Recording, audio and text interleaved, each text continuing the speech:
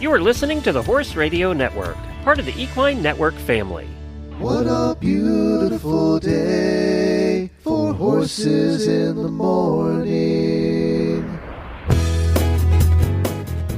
You are listening to the #1 horse podcast in the world. Here's your entertaining look at the horse world and the people in it.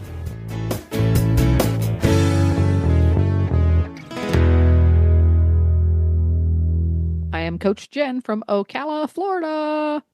And I'm Mary Kitzmiller from Kemp, Texas, and you are listening to Horses in the Morning on the Horse Radio Network for March 6th, episode 3641. Good morning, Horse World. What is your favorite day of the week? You never stop learning. You never stop understanding. It's more in depth than just riding a horse. Exciting, knowing that for the rest of my life I could work on this and I'll never stop learning.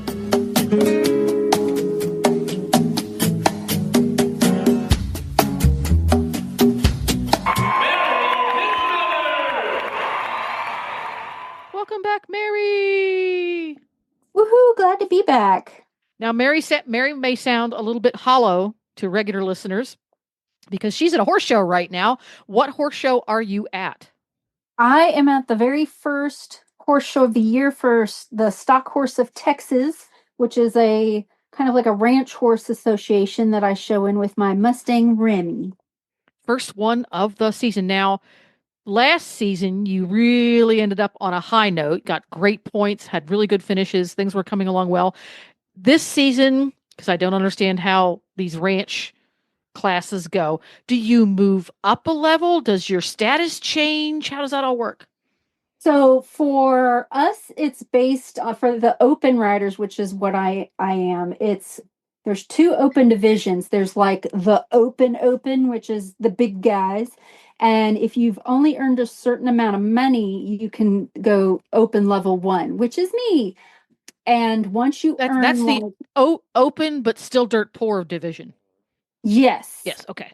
And so like it's only if you've earned less than $2,500 in certain Western shows. So like if you're a reiner and you're $1 million rider, you can't enter it. I actually didn't think I could be in it the first year because I have won a substantial amount of money through Mustang makeovers.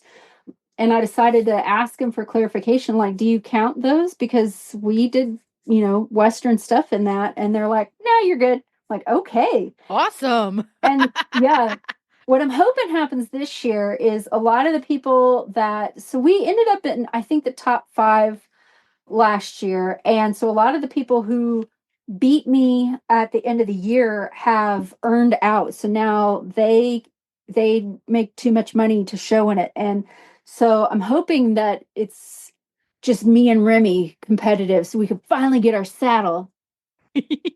Get that saddle that has stuff stamped all over it and you'll never ride in it. That's the one. Oh, I totally ride in it every day. So for this particular association, the Stock Horse of Texas, because each association I'm sure has slightly different rules, the earnings are for the human being, not the horse? It depends on the division, and my brain is cottage cheese right now, so I can't remember. For the open, I think it is for the rider. Yes. Okay. Yes. I feel like there's other divisions where it would count the horse, but I can't remember. So if you're Mary Kitzmiller and you have a new horse that you're bringing up through the ranks, and it's his first season ever doing shows, does that horse still have to compete in the open division because that's where you're qualified? Yes, but if he's young enough, the other division that I could qualify for is the junior horse division. And that's for horses under 6. So that one, it's still pretty competitive, but you can show, you could show 2 hands. They make the patterns a little bit easier. So as an open rider, which essentially in most associations, if you make money, I don't care if it's like teaching one lesson to one 4-year-old a week, you are earning money training. So you cannot be in the non-pro or the novice. You're an open rider. And so I definitely count as an open rider, but there's a ton of different divisions if you're not making your living training horses. There's like novice and non-pro and lots of different levels. But yeah, if you make any money doing it, it's pretty limited the divisions you can enter. So I didn't anticipate this being a quiz segment on stock horse shows, but I'm curious. So if you're Mary Kitzmiller, do you do the same things in your classes that Mary March does? And Mary March is a 34-year-old something who takes lessons from George the Pro. For the most part, it's going to be mostly the same in that. So we all have to show in the reining classes, and we're all going to show the same reining pattern this weekend. The trail pattern, the pleasure pattern is all going to be the same for everyone. Where there's going to be some differences is in the trail pattern. In the open division, there's almost always a drag element where I have to take a lariat that's attached to something heavy and dally to my horn and drag it around with my horse. Some of the other divisions, like for the youth and the more novice divisions, they won't make you drag because that can be kind of difficult. It can get scary if you haven't practiced. Yeah. Yeah. It's go wrong. Yeah. And so they'll make slight changes for that depending on the division, but otherwise the pattern is the same. The biggest difference is going to be in the cow work. So for your non-pro, like the top non-pro division and your open divisions, you have to take the cow down the fence in our cow work, which essentially means you go trotting into the arena. They let a cow out and you have to spend an amount of time boxing the cow, which is keeping the cow at the short end of the arena. And you're just showing the judge that I can hold the cow on this side of the arena. And once you've displayed that, you feel like, okay, I've done this enough to give them a good idea. Then you have to take the cow down the fence. So you drive it down the long side of the arena. And you're going pretty fast because you're keeping up neck and neck with this cow. And then you have to like turn in front of the cow and cut it off and get it to go the other way. And you have to do a couple of those fence turns. And then after that, you can either circle the cow, which is what I do. So you take the cow to the middle of the arena and you circle it a little circle to the right and then circle it a little circle to the left. Or if you want to, you can rope the cow. And so the cow work is really hard and really intense if you have to take it down the fence. If you're in the more beginner classes, you can do what's called a box drive box. So, or like the junior horses can do this as well because they're more green on cattle. So for that one, you just box the cow on one end and say, look, I can hold the cow on this half of the arena. And then you just gently trot the cow to the other side of the arena, and then you box it at the other end and say, look, I can hold the cow on this side of the arena. And that's all you have to do. And I wish I qualified for one of those classes, but I don't. I have to do the really hard one, and we're terrible at it. Doing cattle is such an amazing art form. The little bit I've been able to do moving cows about, I could totally do that. That is so much fun because you're so focused on the task, and the horse and the rider have to be so tuned into each other. There's no time for left seat bone, right rein, or there's no time for that. It all happens much too quickly. And I loved it. I would love to do more of it, but yeah, not yet. Although it'd probably be good for James because he's a little bit of a chicken. And I think if I got him out with some cows that were very happy to move away from him, I think that would give him some confidence.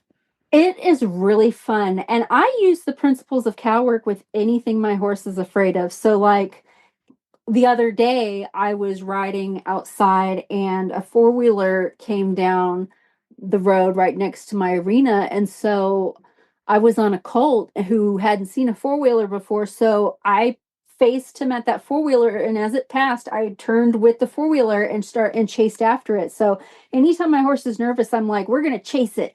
And you'd be surprised at how much their confidence blossoms. They're like, oh, it's running away from us. Okay, this is fun. I do that with tractors. I do it with bikes. It's a great way to like pique their curiosity and interest. It's really fun for them. Wheelbarrows, hay wagons, Yeah. bicycles, all the things, because anything with wheels is on his do not touch list. Yeah. So like hire a kid to ride a bike around and chase the bike. And when you if you are able to get a cow to work, of course you don't do like the super fancy cutting back and forth stuff right away. You just simply track the cow. And so all you do is whatever distance your horse feels safe. So I've tracked cattle from like 50, 100 feet back before. And all I do is I just follow the cow. That's the only job. I just keep that horse's nose on the cow. I'm not trying to run real fast. I'll trot behind it. And after a while, the horse starts understanding what the game is. And they're like, oh, I just follow this cow. And you can like put your reins down and they just do it, especially if they're more, breeding wise inclined to do it. But any horse can learn to track a cow. And again, it just really builds their confidence. And that's how you do it. Oh, you do it slowly over time. You don't want to go crazy right off the bat. Yeah. You don't want to have the horse running away from the cow when the cow turns and looks at you. That is one of the biggest rules in cow work is never turn away from the cow. And it's the same with scary things. If something scary is coming down the road, I keep my horse's nose on it. If I turn away as that scary thing is passing me, well, then now the horse feels like he's being chased. Yeah. Now we're set up for a bolt or a scoop or whatever. So if I can keep their nose on it, I can usually stay pretty safe. Yeah. And then just working with them so that they become confident that if you just keep your eyes on it, it will go past and leave you alone. Exactly. Yeah. And it's such an adventure to watch them go through that process and learn about it. So that's really cool. Anyhow, sorry, everybody. Didn't plan on going down that rabbit hole, but fascinating stuff. I hope you do great at the horse show this weekend. I'm sure we will hear about it next month when we do the show. For sure. Yeah. We'll see how we do. We'll see how competitive we are this year. Well, this is the part of the show. Everybody knows that we do Mary's training tip, and I haven't heard what the Mary training tip is. I told Mary I wanted to be surprised. So, what is the training tip and what inspired it? So I haven't actually written this down, so I hope that I can say it correctly. But I've heard a lot of really good horse trainers over the year talk about putting deposits in your bank account when it comes to horse training. So like you and your horse have this bank account open together and you want to just every day put little deposits in that account. And so when you need it most, you've got this well of training and confidence and trust between you two. So the biggest example I can think of this is practicing one rein stops, for instance. So I learned a one rein stop, for those of you who don't know, is a form of emergency stop. And most people who perform this maneuver, it involves flexing your horse one direction or the other. So it's a lateral maneuver. And usually you're yielding their hindquarters. So you're doing something lateral to get your horse to pay attention, to stop a bolt, to stop a buck, to stop a spook. It's a reset button for your horse. And over the years, I've had a lot of people say, oh, that one rein stop doesn't work. My horse didn't bend his neck and he bucked me off and blah, blah, blah, blah, blah, blah, blah. I'm like, well, you have to train it. You can't just do it one day and hope that it's there. Kind of like, with a car, if I never replace the brake pads or check on it, I don't know that those brakes are going to work when I need them the most. And so instead of doing it a couple of times and then just hoping it'll be there when your horse is freaking out, I practice hundreds of those things a day in the beginning stages of training. It's the very first steps. I'm constantly asking that colt, you remember how to stop, right? I can stop you, right? Can we stop? Are we stopping? Are you listening? We're going to stop. And I'll practice them at all the different gaits and all the different speeds, because just because I can bring my horse into a one rein stop from a walk doesn't mean it's going to happen in the canter. And if it won't happen in the canter, what's it going to be like if my horse is in a dead run? It's just not going to work. So not only do I practice it hundreds and hundreds and hundreds and hundreds of times until for both of us, it's just muscle memory and the horse knows exactly what's going on. I'm very good with my reaction time, but it's also a way for me to show my horse, hey, if you give to this pressure and you do this like I ask, I'm going to reward you. I'm going to make you feel good about it. This is going to be a safe place for us. This is going to be our calm down button, because whatever you are training, when your horse is in a heightened state of stress or fear or distraction, whatever you're training is going to get worse. It doesn't matter what it is. And so you need to practice it enough that even when it's not the best, it still can save your life. So again, I use the one ring stop as a perfect example, but I can think of any number of training maneuvers and methods that don't do it a couple times and think your horse is going to be okay. The other one is like feet handling.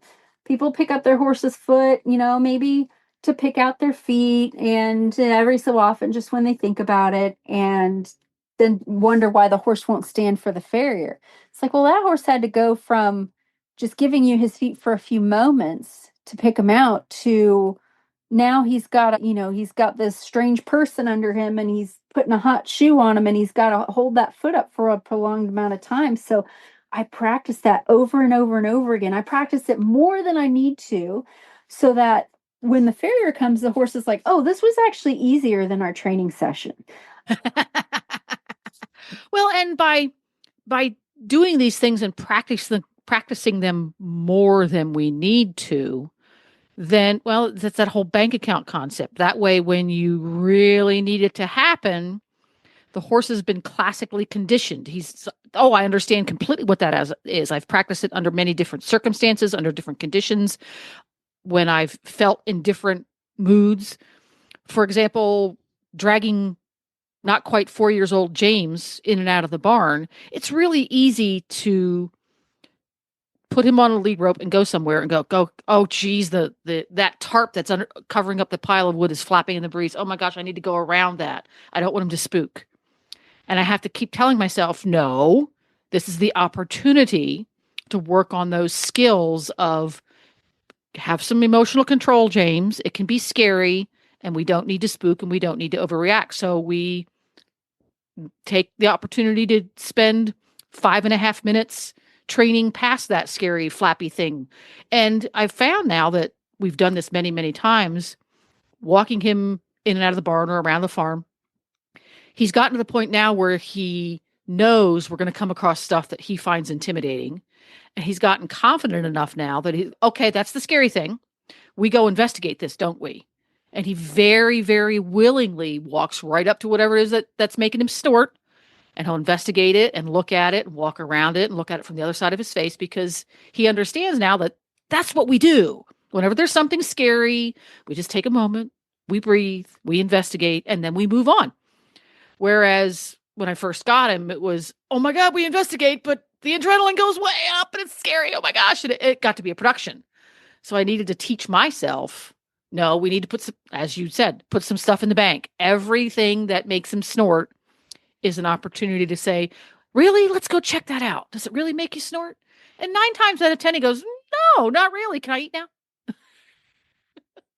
You can take it one further from a positive reinforcement standpoint. One of the things people kind of don't like about clicker training, they're like, oh, I have to click and treat so many times to get my horse to do something. I'm like, that's the beginning. You're putting pennies in the bank every day. And so I've had horses that with traditional groundwork, they would go over scary obstacles, but they still it was not their cup of tea.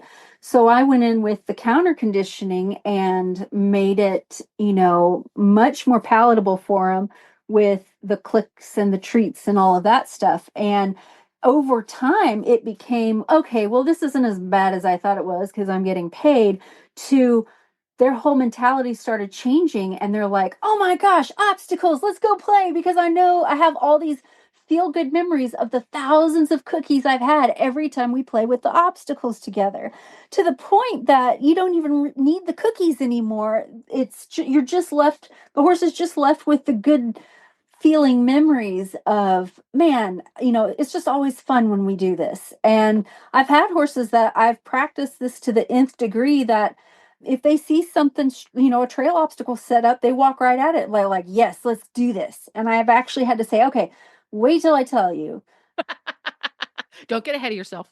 Yeah. And the practicing of it, whatever you think is enough, multiply it by, I don't know, do 3 times as much. You don't want to drill your horse and make it boring and tedious, but I check on these things every day, especially with my colts, especially with that one rein stop. I'm like, hey, you remember how to stop, right? Okay, great. Hey, you remember that I'm here with you now, and, you're not looking at something else and forgetting about my presence, right? Because, I just check on them hundreds of times, like, hey, remember your training, remember your training, remember your training.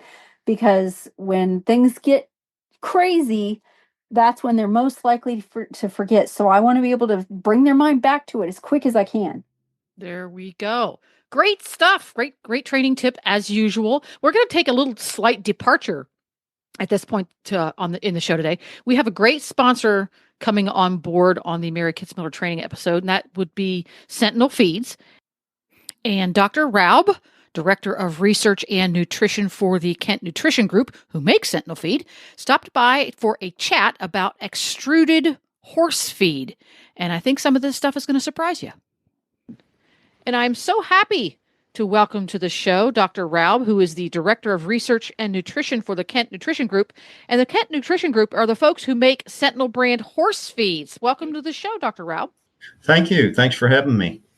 Today's topic is extruded horse feed.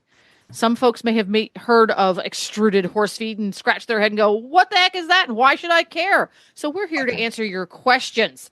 So let's start out with a simple one. What is extruded feed, and why is it different than pelleting feed? Because it kind of looks the same to me.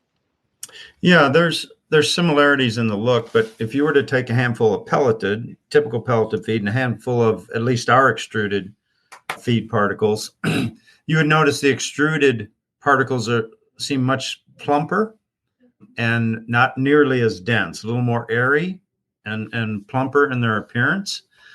And that's a very characteristic difference in the feed form between pelleted and extruded feed. And there's several other physical differences between extrusion and a pelleted feed that also provides benefits to the horse from a digestive physiology standpoint. So how is that created? What's the difference between the process that makes a pellet and the process that makes an extruded pellet? Can you call them pellets? There's some similarities in the initial process of mixing your ingredients and in a mixer and that sort of thing. But then when you go through a pellet mill, you're going to use heat and steam and pressure to take that mixture and push it through this pellet die that makes those small pellets. And then knives come along and cut those pellets off at a certain length, right? Mm-hmm. So it's similar up to that point. You're still going to use a heat and steam and pressure element for extrusion, but it's going to be at a higher temperature for a longer period of time. So essentially you're cooking these ingredients for an extended period of time at higher temperature, moisture, and pressure. And then there's a difference between a pellet mill and an extruder. If you were to look at an extruder, you'd think you'd walk back into the set of a science fiction movie. It looks like a very complicated piece of equipment, and it is. But then that mix, after it's been cooked and it's pressurized, and then it's also pushed through the extruder. But the extrusion process allows that mix then to expand as it comes out of that extruder. And that's what gives extrusion that lighter, puffier, more airy composition as compared to the denser, more tightly packed pelleted form. So when I pick up a piece of extruded horse feed, it reminds me just a little bit of Rice Krispies. It's fluffy. Yeah. But when I pick up a piece of pelleted feed, I think more along the lines of uncooked dry pasta. That's a great analogy, actually. A pellet is much more dense than at least our extruded particles. Now, you can run extrusion and you can formulate an extruded formula to come through that extrusion process and still be relatively dense and hard. If you look at some dog foods as an example, or cat food is a great example, those are both extruded products, but they can be very dense and hard depending on the process of the mix and the process of extrusion. What bells and whistles and levers and dials are you turning differently through an extrusion process that you can end up with a pretty dense extruded particle versus what we do for a horse feed. It's much more lighter, airier, and softer, essentially. So that begs the question, why? So when you look at a pelleted particle, on average, most pellets will break between, let's say, 23 to 28 pounds of pressure. Interestingly enough, a lot of senior horse feeds are breaking at greater pressures than that, anywhere from 30 to 35 pounds of pressure, which intuitively you think should be just the opposite, right? Yeah. But with senior feeds, you'll find one of the major ingredients in senior feeds is alfalfa. And when you grind, particularly fine grind alfalfa and run it through the pellet mill, you can make some of the hardest pellets in the world. I mean, you can shoot them out of a gun and them not fall apart. So if you just take the average pellet breaking at 23 to 28 pounds of pressure, if you look at our extruded particles, they're breaking at 10 to 13 pounds of pressure, maybe 14. Okay. So about half the pressure it takes to break those and crunch those up. And so a lot of people would look at it, well, that's great. Well, so what? Because if you get a pellet between the molars of a horse, they're going to destroy it, right? But if you watch horses eat, particularly pelleted feeds, they're bringing it into their mouth, they're wallowing it around, they are chewing, but they're also forming a bolus of both chewed and unchewed pellets in the back of that throat at the esophagus, and then swallowing. And then they just continue to bring more in. It's like an assembly line, right? When you watch them eat extruded feed, they do similarly, bringing that in, wallowing it around, chewing some of it, and then getting it back there in a bolus and swallowing. Now, the difference is the amount of pressure it takes to break those particles down is significantly less with extrusion than pelleted feed. And then another test that we do is a hydration test. You take equal amounts of extruded and pelleted feed, put them in a beaker, add enough water just to cover them, let them sit for about 5 minutes. When you go to dump the pelleted feed out of that beaker, usually you have to take something and poke around and get that out of there, even in glass, which should be pretty slick surface to slide out of. They start to adhere and stick and clump together. So pellets, if you talk to most veterinarians, pelleted feed is the number one leading cause of choke, okay? And that's because they'll get kind of sticky and fluffy on the outside and will gluten together, but on the inside, they're still hard. So they form this kind of hard bolus that can then facilitate choke. If you look at extruded particles after about 5 minutes in water and you dump them out, generally they don't stick in there together. Matter of fact, when they fall out, they look almost like the same as what you put in the beaker. They hold their distinct shape. They don't stick to one another at all. But if you were to pick one up and push it between your fingers, it's just mush. It just essentially dissolves between your fingers. So that dynamic difference in physical properties almost virtually, I say almost, you never say 100%, but almost virtually eliminates the possibility for choke in the horse with extruded particles versus pelleted feeds, right? And specifically, we're talking about the extruded particles in Sentinel feeds. Because like you said, depending on how a feed manufacturer sets those dials, not all extruded pellets are the same. So you've done these tests with your particular formula and have found that the physical properties that you end up once it gets into the feed bag can really facilitate a horse who is prone to not chewing his food properly or can't chew his food properly is going to have a much easier time dealing with that. Yeah, absolutely. You think of the senior horse comes to mind, right? That Well, maybe have and I might difficulty. add here, because I'm going through this right now. We all think of horses, senior horses having poor dentition, poor teeth. I have a young horse that I just got. Yeah. And he does not have the best genetic code when it comes to his teeth. His molars are coming in at different rates and they're going different directions and stuff. So here we have a 3 and 4-year-old horse who really needs to have foods that are easy to chew. So don't discount a younger horse benefiting from this kind of thing as well. No, not at all. As a matter of fact, there's a lot of horses, particularly performance-oriented horses, right, that are working for a living. You know, when you feed them, they are hungry. They're working for a living. They're going to drive their head into that feed bucket, and a lot of them won't come up for air, right? And so you can facilitate that large bolus of unchewed particles back there and facilitate that choke. And you just don't have that issue because of the physical properties of extruded particles. Now, I know some folks are thinking, okay, it's softer. They're in that 50-pound bag. Does that mean I'm going to have a lot more broken particles and fines? And interestingly enough, the physical characteristics of that extruded particle by itself tends not to create as many fines as your typical pelleted feed, because there's not as many break or fracture points in that extruded particle as there is in pelleted feed. And that's what they're all generates kind of a lot round of and soft and roll against each other. Oh, that makes sense. Yeah. And there's not those natural fracture points, particularly on the ends of the pellets, that can slough off and cause a lot of fines, or fracture in the middle and cause fines. You don't see that in our extruded products. Now, you will if you get, you beat the bag to death and throw it around, and you're going to generate some fines, but you will not see as many fines in a bag on average of our extruded products as you would see in a typical pelleted. The other thing about that is, if you don't see any fines in that pelleted bag at all, right, that means those pellets are probably really hard. And that's why a lot of manufacturers make a hard pellet, because they know they're going to get complaints if there's a lot of fines in the bag. So it's a catch-22.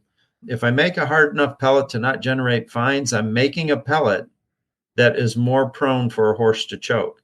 If I make it soft enough to reduce the incidence of choke, then I'm generating a lot of fines.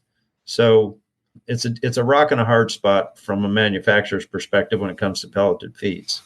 Another interesting outcome of extrusion is that on average, you will end up feeding 5 to 10% less by weight of our extruded product to a comparable pelleted feed, right? So if you have relatively the same nutritional profile, you'll end up feeding less of our extruded product, because that cooking process that I mentioned earlier, that actually helps start the pre-digestion. If you look at the starch and sugar fraction in those ingredients, you will start to gelatinize those starch and sugar fractions so that you're ensuring a greater digestibility, particularly pre-cecally, before it gets into the hind gut.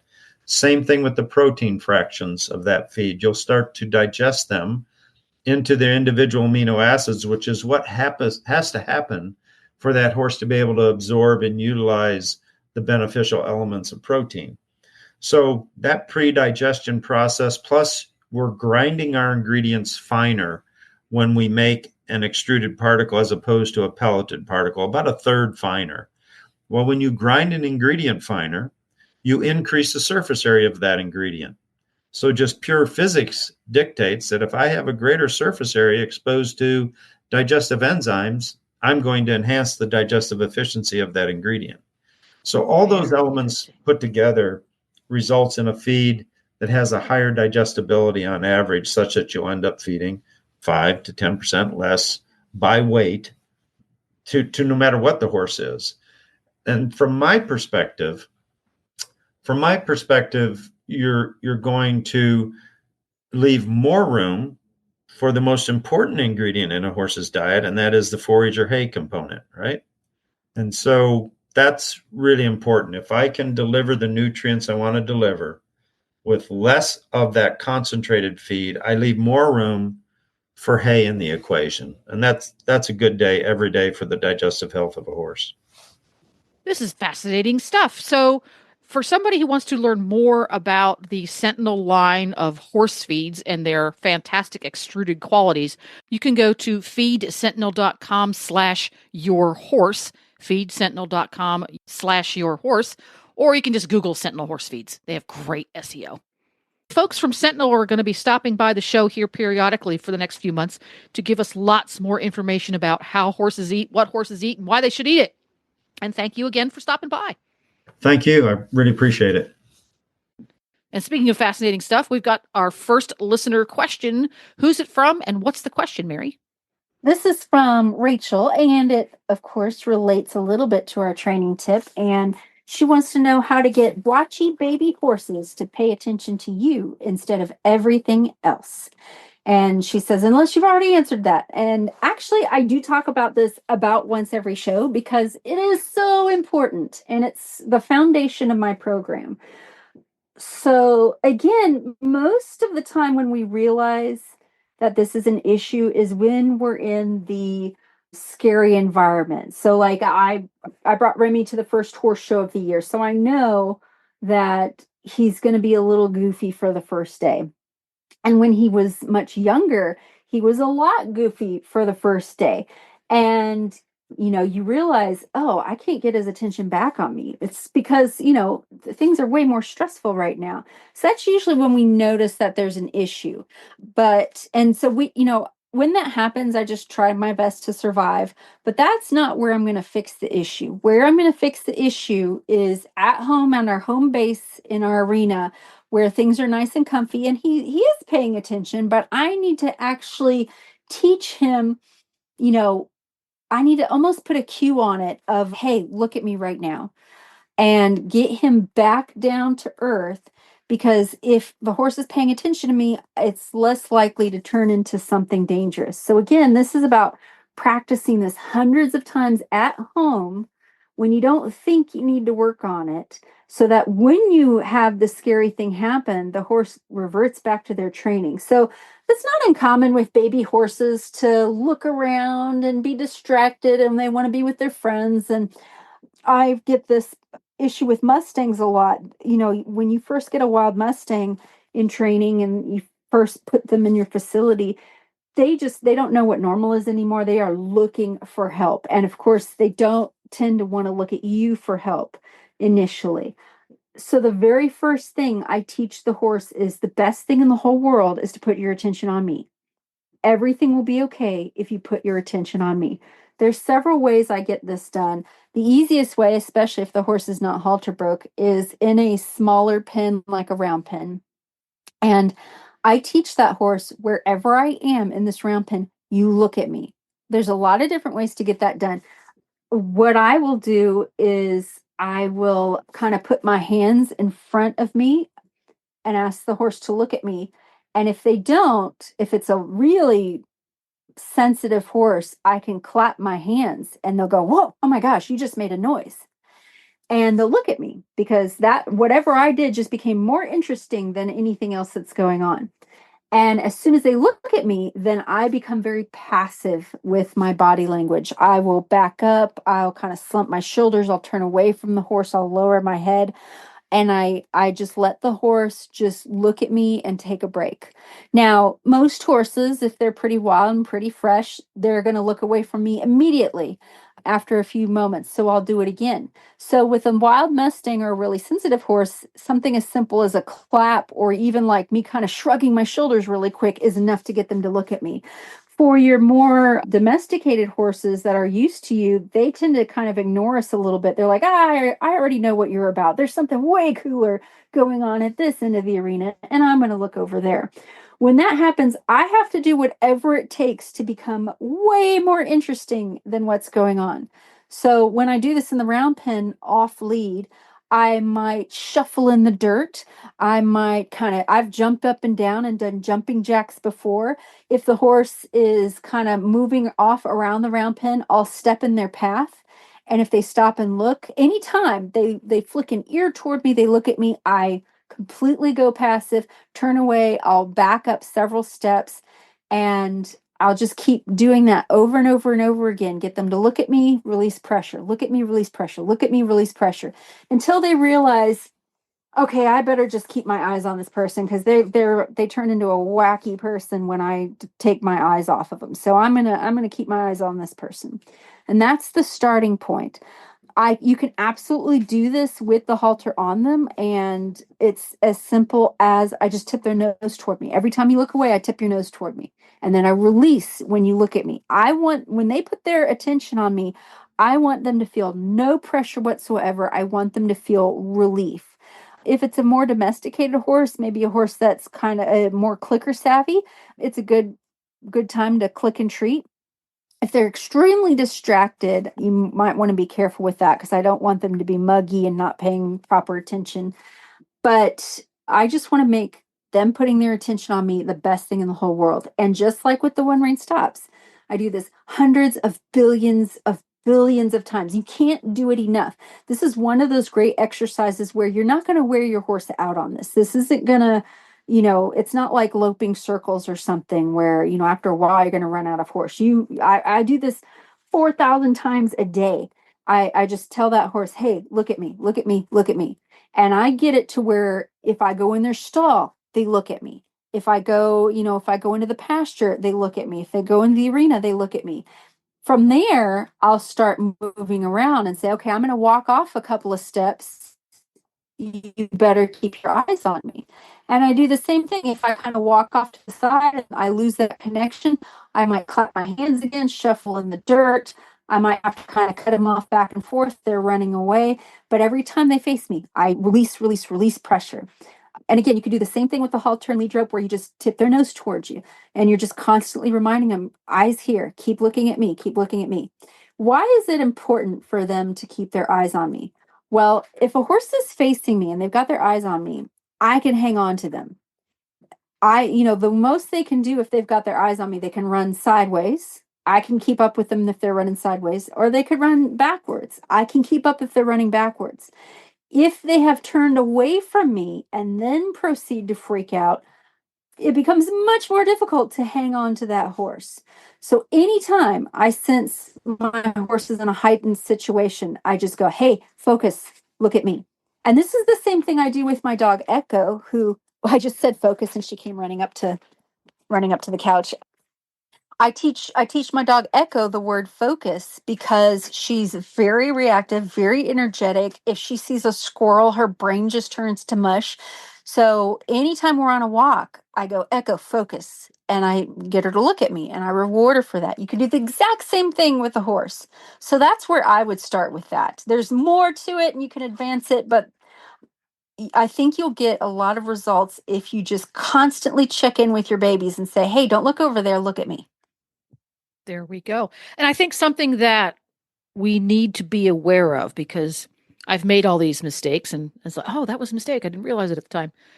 If you have to continuously increase the volume of your request, look at me, they look at you, they look away. You have to say, look at me again, but you have to increase the volume, increase the volume, increase the volume, increase the aids is the same thing.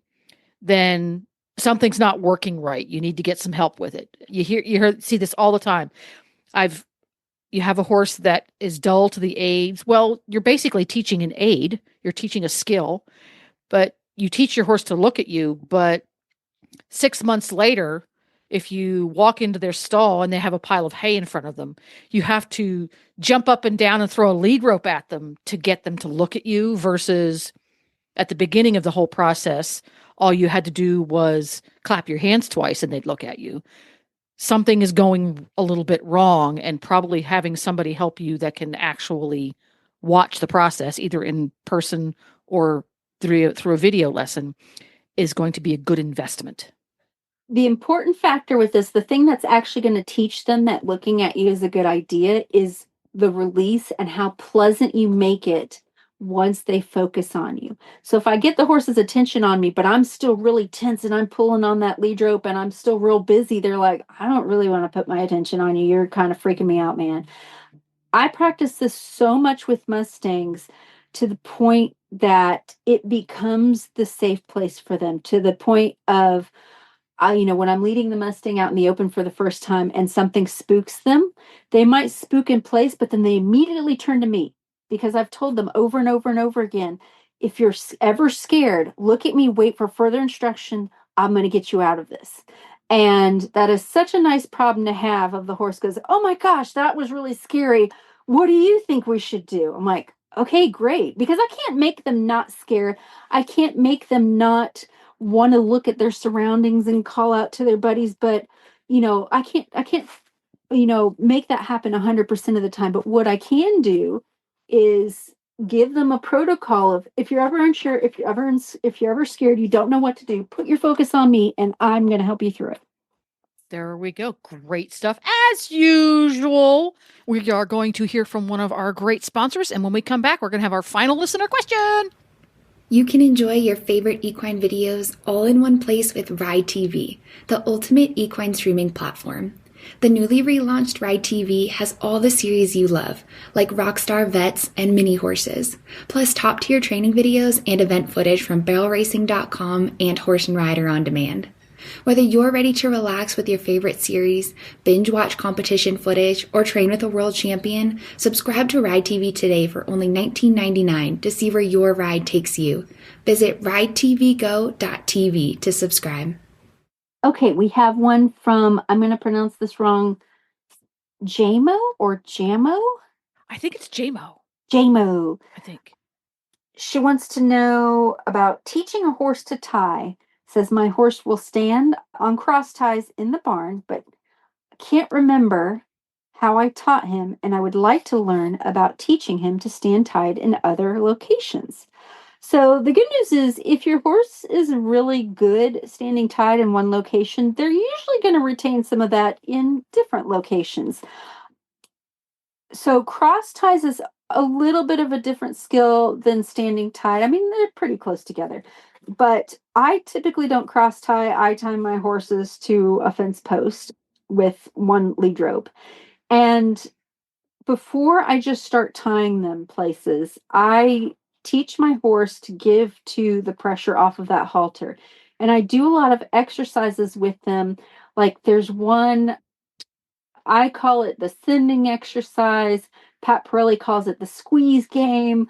Buck Brannaman has a version of it, and I've talked about it on the show before. Essentially, you're teaching the horse to go past you, and then once they pass you, you tip their nose towards you, and they yield their hindquarters and face you. And what this exercise teaches a lot of things, but one of the things I love about it is when you pick up that lead rope and you're putting a little bit of pressure on that horse's face through the lead rope, you teach them to go against their natural instinct, which is to pull back, and you're saying instead, hey, let's come forward. So anytime I pick up on that halter and lead rope and they feel that pressure tighten just a little bit behind their ears, I teach them over and over again, give to that pressure. And again, it's not natural for a horse. If I took a wild horse, put a halter on him and tied him up, and he felt that halter pull behind his ears as he pulls back, he will freak out. He will flip over a million times.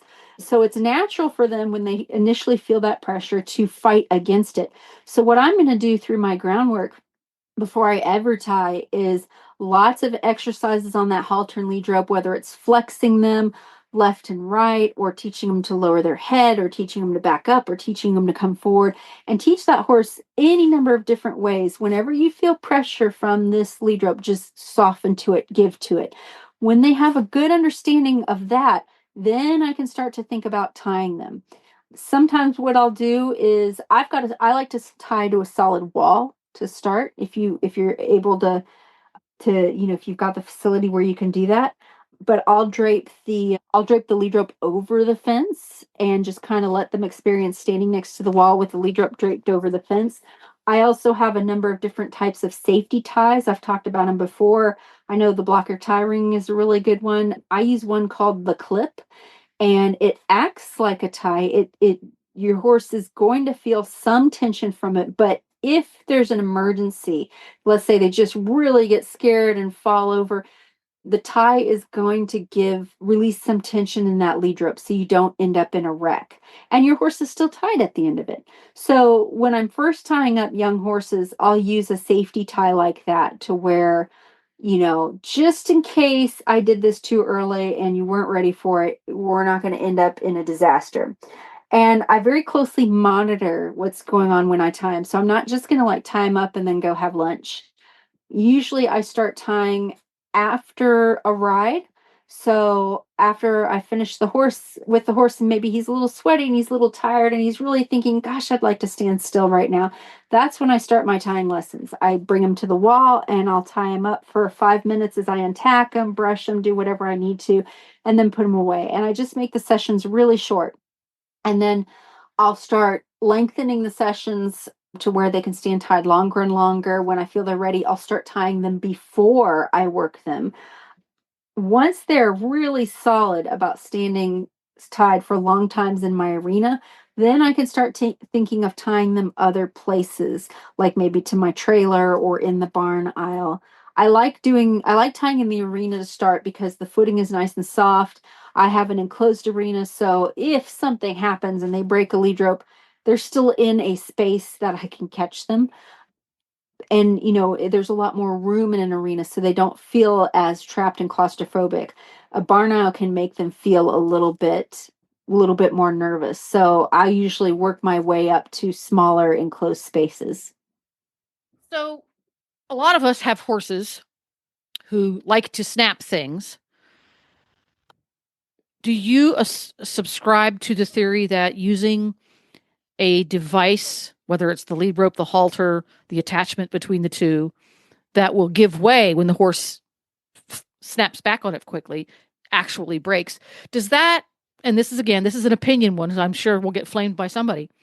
Does that encourage the horse to break things? Or because I see a lot of people use the opposite. It's like, no, we're going to tie the horse to in a way that if he leans back up on it and rears, it's not going to break, so that he learns that it won't break. Whereas my background was you never tied a horse to anything that wouldn't break if he backed up and reared up, so that you wouldn't hurt your horse's neck.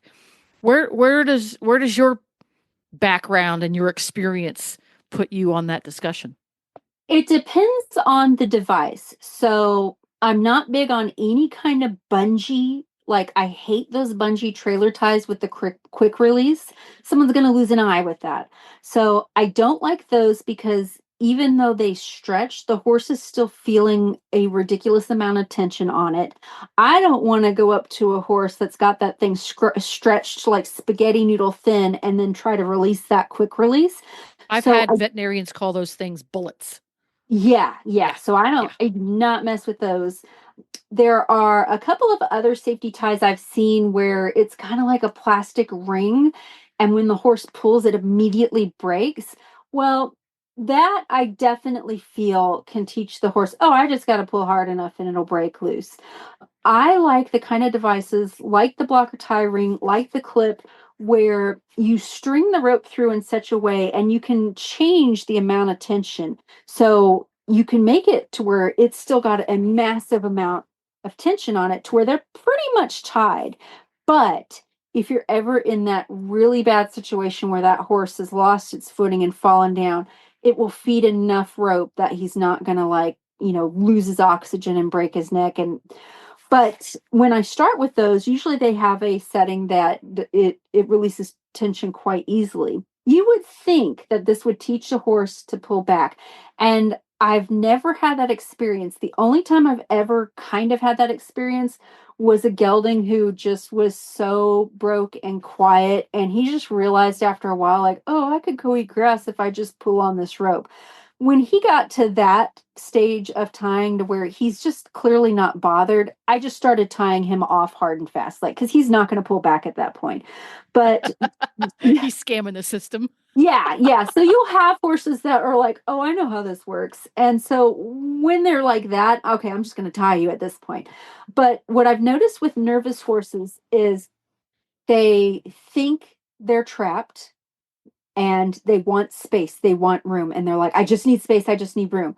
And so if you tie them off hard and they're able to break that lead rope, that just affirmed to the horse, like, okay, I just have to pull hard enough and it'll break, and then I'll get free. And that's how I find my comfort.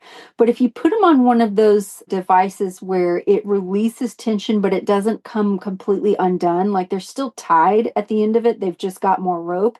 What I've noticed is the worst horses I've ever seen are the ones that you time and immediately freak out because they've broken a lot of halters and lead ropes.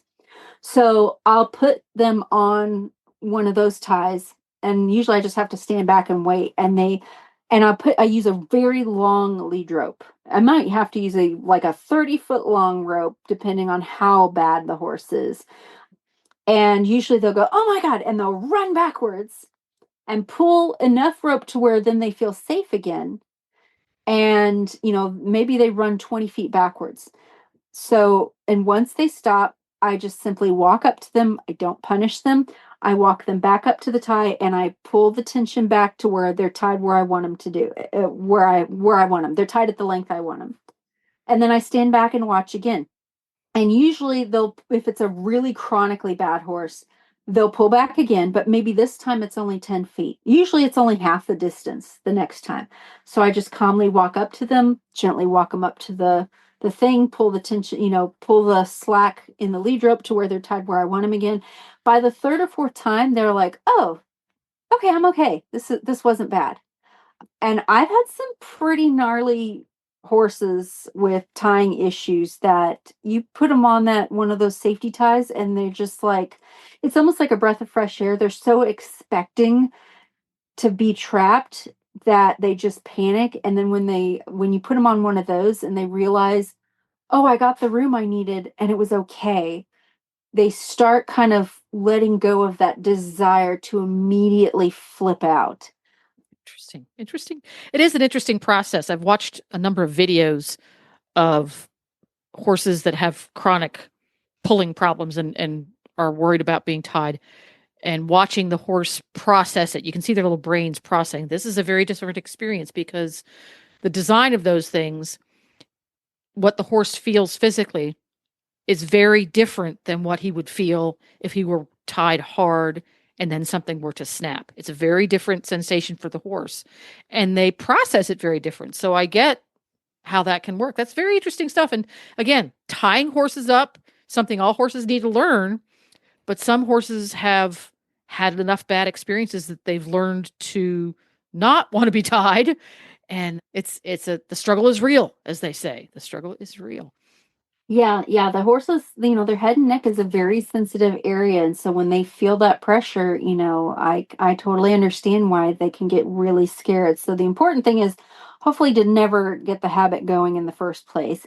Do a lot of teaching your horse to yield their body to that halter pressure, head lowering, lateral flexion, teach them to come forward when they feel the tension. If you've got that going really good for you ahead of time, then when you first start tying them, it's not so much of a disconnect for them. And they have an idea of, "Oh, when I pulled back, I felt the pressure, but I remembered from our training that I should come forward and give to pressure." And again, this is like putting all those deposits in that bank account. Practice it hundreds of times. There we go.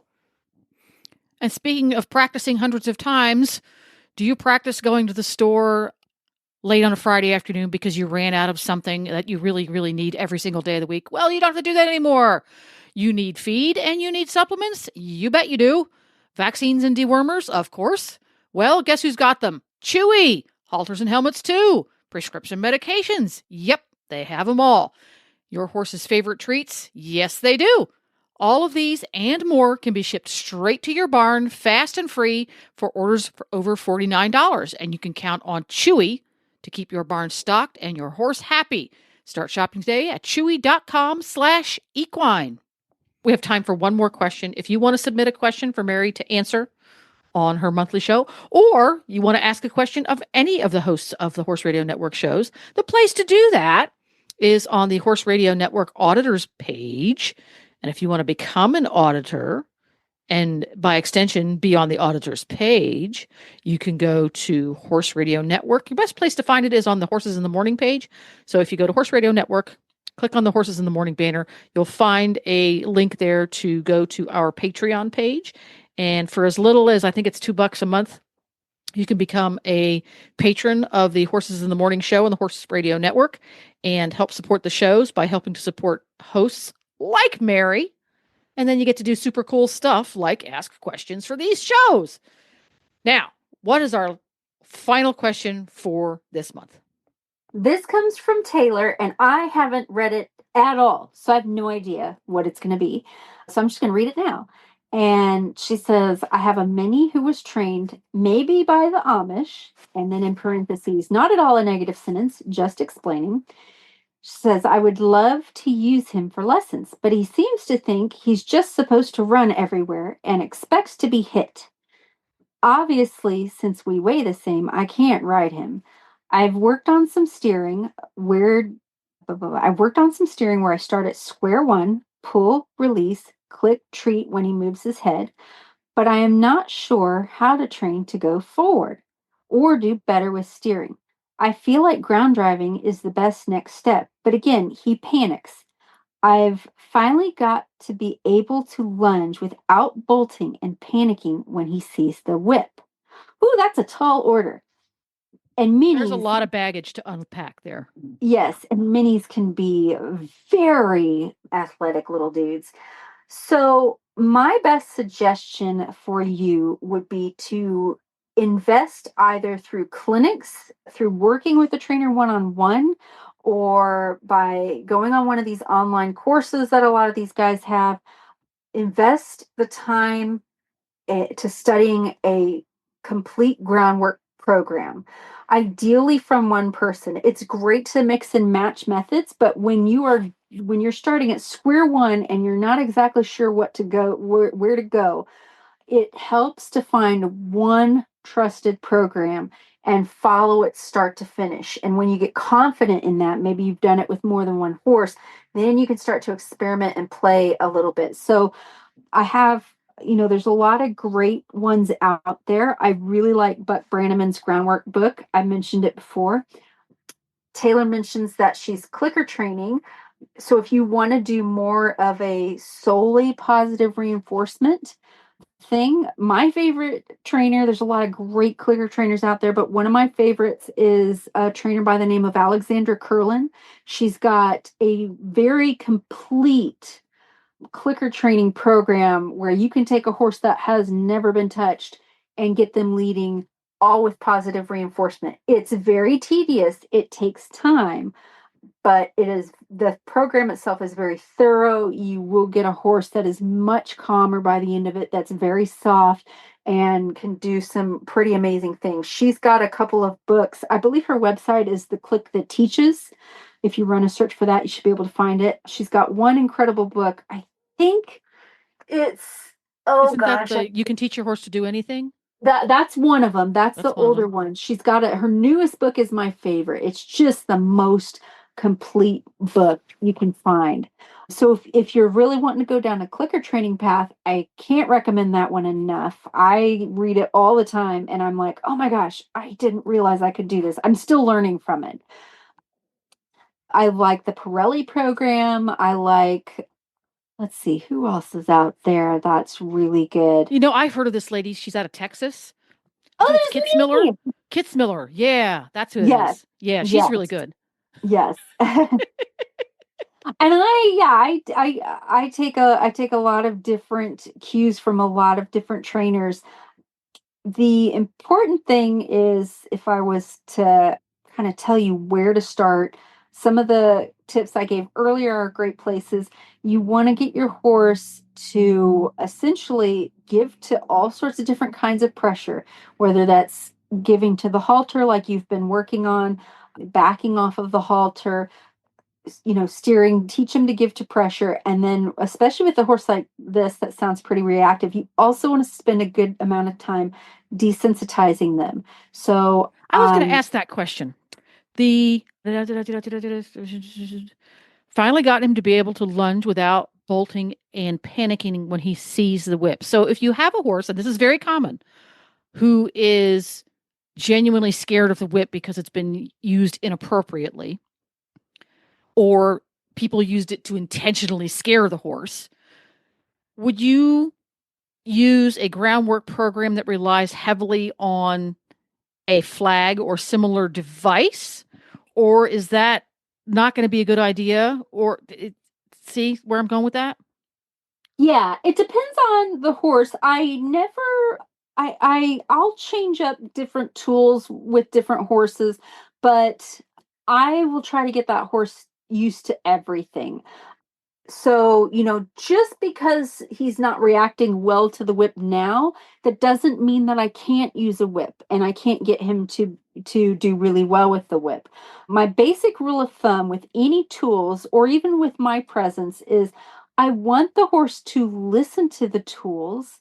I want them to respect the tools. I want them to understand the tools. I do not want them to be afraid of the tools. So if my horse canters brilliantly with the whip, but when I use the lunge whip, when I pick up the lunge whip, but it comes from a place of fear, then I don't need to be working on lunging just yet. What I first need to do is dial it all back and work at a standstill and let the horse see the whip. I want to be able to rub the horse all over with the whip. I want to be able to gently move the whip up and down without the horse going, panic.